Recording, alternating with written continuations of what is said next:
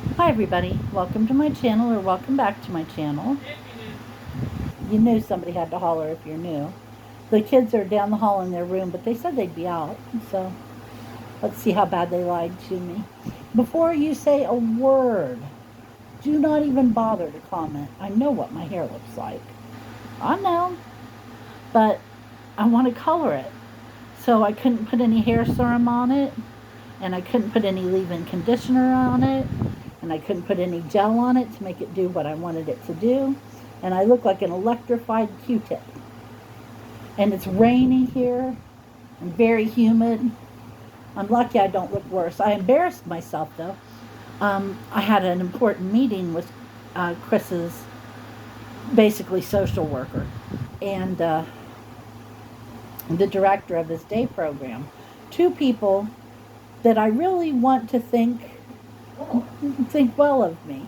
So I'm sitting there and I'm doing my best impersonation of a responsible adult and talking to them and making sound suggestions and doing real well. And then I excuse myself to go to the bathroom. And my hair, it was like 20 times worse than this. It was just awful. And I went, well, crap. I, so I tamed it down a little bit because I hadn't thought about it getting blown in the car with the windows down. Yeah. You know, I haven't had long enough hair to do that in a while. And before that, before I shaved it, it was so long it was in a ponytail. So it didn't matter. So I was unpleasantly surprised. It was awful. I was like, well, crap. You know, you can tell somebody when they look bad and say, you might want to go brush your hair or, you know, shave your head or something. And a heads up would have been nice, yeah. Oh man, if there's a way to put your foot in your mouth, I'll do it. I already had embarrassed myself once because um, we had our meeting in the kitchen and Chris and I were sitting in a booth. And they came in and said, well, why don't we sit at the table? Which was, I figured they would want to. But the table has real hard chairs. And I wanted to sit on something cushy while I could.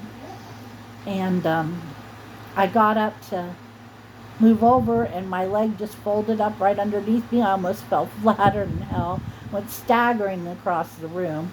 And then I tried to say something funny about it, and it turned out to be not so very funny, and it was just stupid. And even I heard it and went, ooh, cringe. Yeah. It's like, well, crap, now they think I'm brain damaged. Yep. It was awful.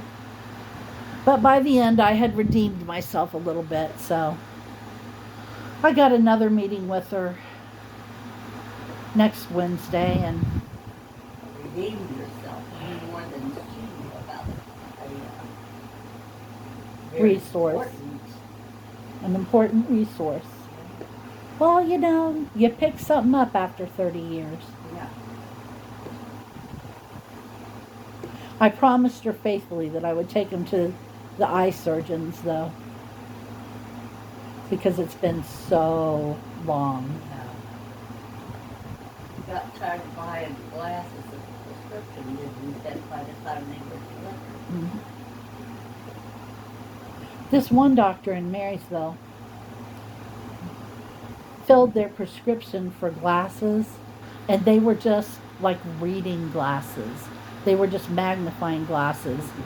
And I finally took him to another doctor and said, look, I can look through these. These aren't prescriptions that they need. And he had charged like over $1,000 for one pair and like 900 for the other pair. And oh, he got in so much trouble. They almost took his license. Good. Mm-hmm. For insurance fraud. Look, they don't care if you kill somebody or blind them or whatever, but if you make insurance pay for something that they didn't want to, well, you're in trouble. And he deserved it. It served him right. We've run into some really bad providers. Really bad. And Well, also, you were there at the beginning of this mess. Yeah. When I first began hearing about this disability. Mm-hmm. Everybody used to be so shocked that there were two autistic people in the same family. Now it's nothing. I don't care. I know people say that autism isn't more prevalent, that it's just reported more. Recognize more widely, but Okay, that is part of it, but it is more prevalent. yeah. I don't care what they say. I remember when I was in school, there were no autistic children. And I know enough about autism now to look back on it and go, oh, you know, so and so was autistic, and we never did anything about it. But no, I'm telling you, in my entire school career, there was not one person who was autistic. And this was not a big town, not a big community. So they came in from 5 different communities to go to the school. And if somebody had been sent off to a special school, everybody would have known about it. Like Courtney's younger brother, they held him back in kindergarten, and they were twins. So he was a year behind her, and they were twins. I wonder how she's doing. She turns out to have a very, very hard time with bipolar disorder. I mean, like, she was hospitalized one time for like 8 months. Really has a hard time. It's the rapid cycling, and it's really bad. Yeah. And medication doesn't control it very well. And then when she does get on the medicine, like so many of them, she'll think, oh, I'm better now. I don't need it, and quit taking it. Bless her heart. That's an awful way to have to live. It is. You only get what it takes for that. We are so blessed, it's not even funny. Yeah. I think about how just one more inch in this direction and we would have been in, you know, a horrible situation, especially with the boys. Yeah. Because so many autistics are nonverbal, lower functioning. My kids are extremely high functioning and very intelligent. You can't prove it to watch the way they act, but they're really smart. We've been working Oh with yeah. doctors who tested for it. Mhm. IQ. Well, they have a hard time testing their IQ because A, Ben scores off the chart, and B, there are no reliable IQ tests for blind people. Most IQ tests depend a lot on visual acuity. So, oh Lord, we've been down this road so many times. But you know, when the good Lord gave him that, he could have given him a stir and you know, it could have been bad. And it isn't. It's not bad. It's different. It's not bad. It's different. That's the thing about having a disabled kid. It isn't bad. It's just different. It is not what you signed up for. It's not what you expected. There was a newspaper article, and I think it was in Dear Abby or something, where they were talking about having a disabled child, and it was like having a disabled child is like taking a vacation, and you pay for a trip to France, and you learn French, and you're ready to go, and you have your itinerary planned out, and everything is ready, and you're so excited, and the plane lands, and you get off the plane, and you're in Holland. And you're very disappointed and sad because you were ready to go to France.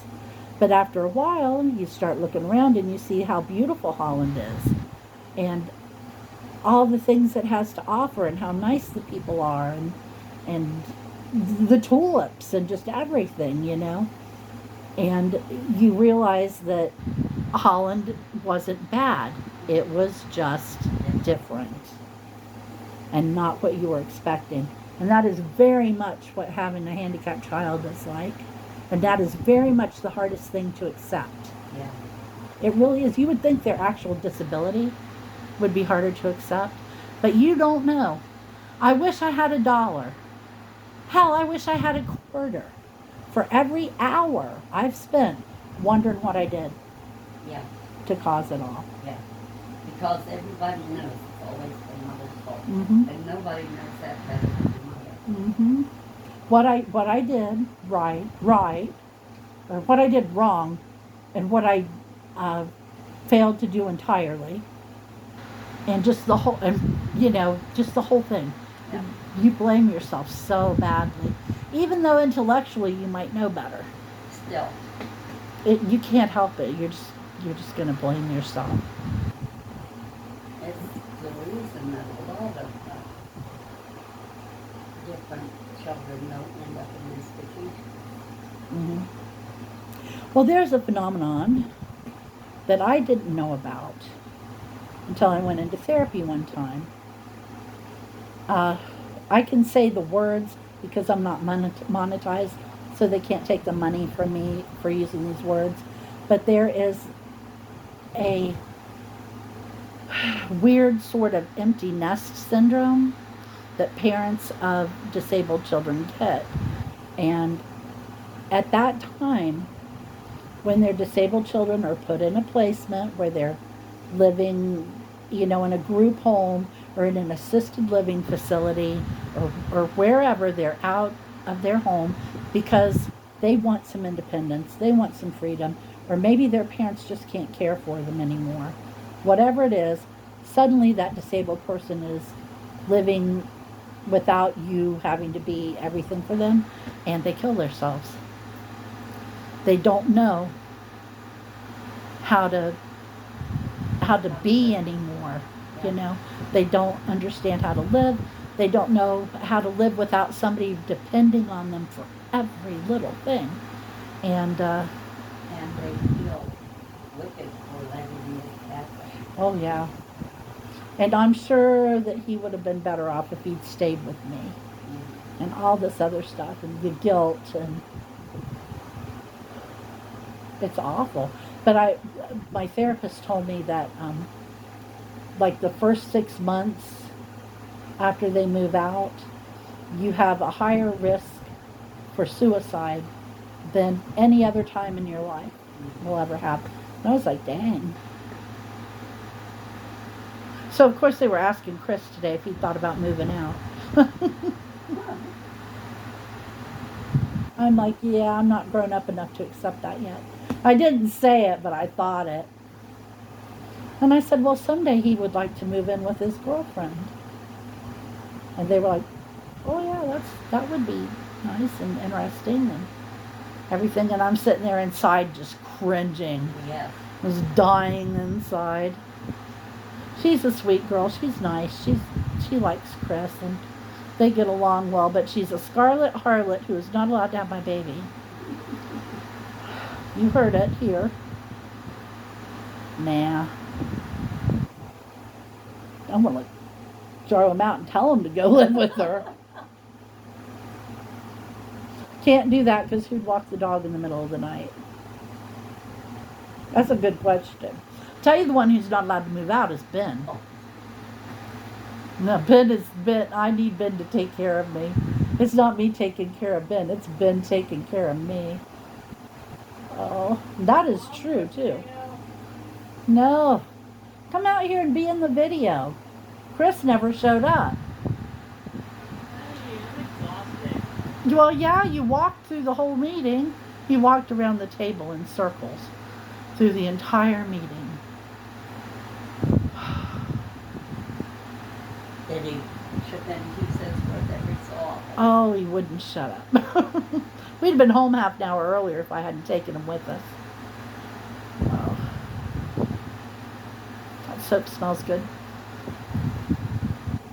I washed my hands with soap. And it almost smells like cherry and strawberry candy, It's a lot fainter now than it was when I first did it. Yeah. It smelled so good. I said, I don't know that was a good idea to buy soap that smelled that edible in that situation. Because they do have people who will eat things that you're not supposed to eat, So I'm not sure that was such a hot idea, but it smells wonderful. I can see why people like it. Uh, Wolfie, you're so cute. I'll tell you one on Wolf. He was laying up here across my lap and getting scratched and petted, loved on. And I dig around and I find my phone and I lay it up on the table. Then I scratch and pet him and love around on him a little bit more. And then I tell him I'm going to do my video and he can be the star. And he got down and went and laid on the floor. He wants nothing to do with this camera. Nothing at all. He knows exactly what I said. Oh, yeah. Little turd butt.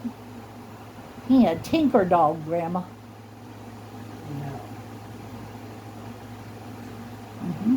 He just has an opinion.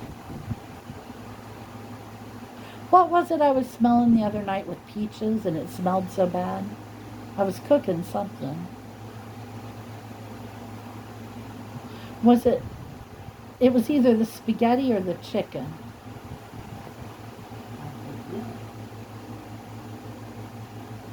I think it was the chicken. I was cooking chicken, roasting chicken, and the house, yeah, it was the chicken. And the house smelled all chickeny, you know.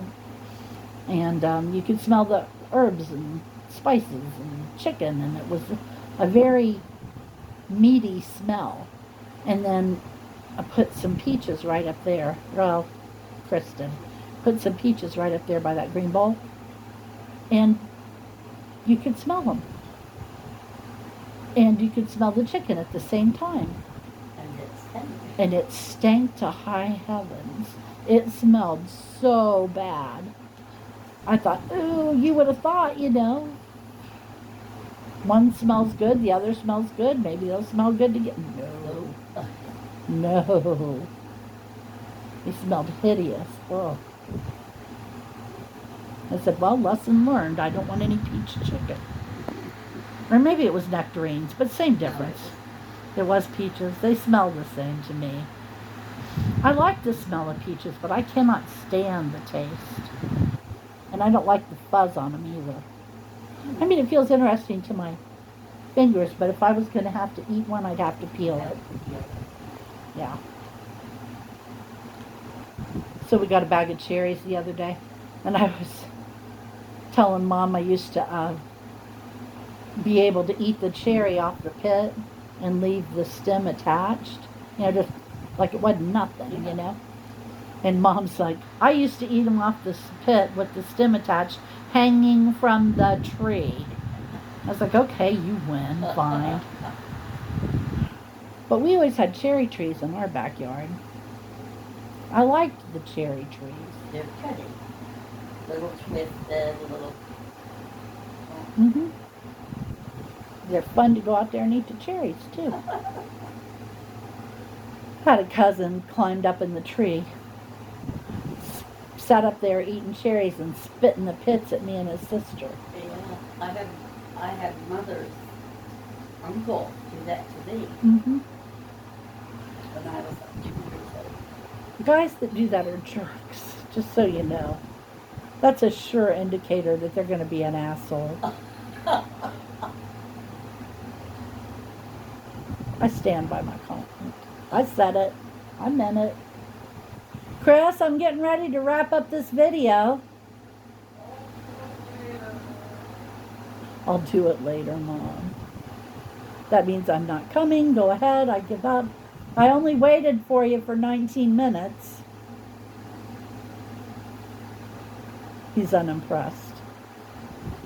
But anyway, like I said, sorry about my hair. I hope I didn't scare anybody. And I guess come see us on Friday. We'll have more to talk about probably. And hopefully we'll have better smelling things than peaches and chicken.